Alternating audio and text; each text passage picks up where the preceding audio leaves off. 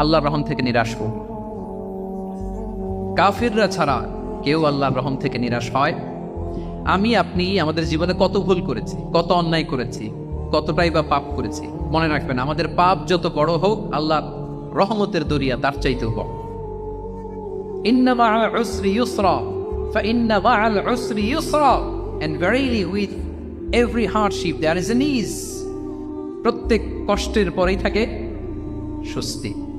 এই বাক্যগুলো কি আপনাকে মোটিভেশন দেয় না? এই কথাগুলো কি আপনাকে চাঙ্গা করে না? আপনার জীবনে ইন্সপিরেশন হয়ে আসে না এই কথাগুলো? ওয়ালা তাহিনু ওয়ালা তাহসানু ওয়া আনতুমুল আ'লাউনা ইন কুনতুম মুমিনিন। চিন্তা করো না, হতাশ হয়ো না, তোমাদেরই বিজয় হবে যদি তোমরা মুমিন হও। আল্লাহু আকবার।